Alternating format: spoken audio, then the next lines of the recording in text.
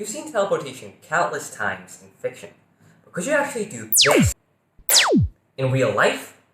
Well, you might actually be able to one day thanks to quantum teleportation, a method of teleporting quantum state between particles. First, let's discuss the concept of quantum state. You see, classical objects such as a light switch can only be in one state at a time. That is, either on or off, but not both. But this is different from subatomic particles such as electrons.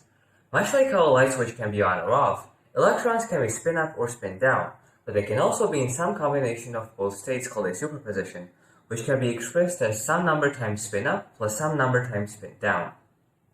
When we measure an electron, the superposition collapses, forcing it to randomly decide between the two states. Multiple particles can also be entangled, which means their states are related. For example, take two paired electrons whose states must be opposite.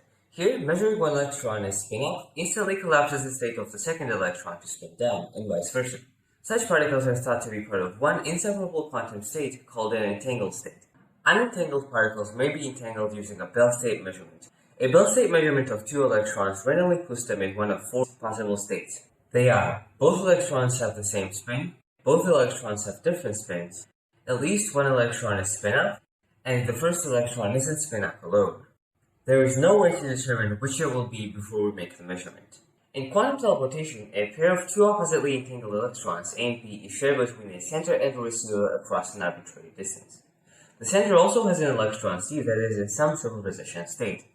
The goal is to get B in the initial state of electron C, that is, in the state alpha times spin up plus beta times spin down. Since A and B are related, entangling A and C using a Bell state measurement will establish a relation between the states of C and B. Specifically, the four possible Bell states each correspond to B being in one of these four states. Now, say you make a measurement and find out that C is in spin up alone. Now we know that B is in a superposition of alpha times spin up minus beta times spin down. Afterward, I inform the receiver about the result of my measurement over a classical communication channel, such as a laser beam. Now they can simply switch the sign of the second term, completing the teleportation procedure. The process is similar for all the other cases. Now, here's a question. Could you use this to teleport objects or people? Well, sadly, you can't, at least not yet. This is because we don't yet have the means to entangle nearly enough particles. Also, since the measurement result has to be sent to the receiver, faster-than-light communication is also impossible. So, how is it useful then? Well, quantum teleportation can be used to power the quantum internet, allowing the transmission of quantum information between quantum computers. In the end, even though quantum teleportation does not allow instant travel, it does have legitimate applications and serves as yet another example of the strangeness of the quantum world.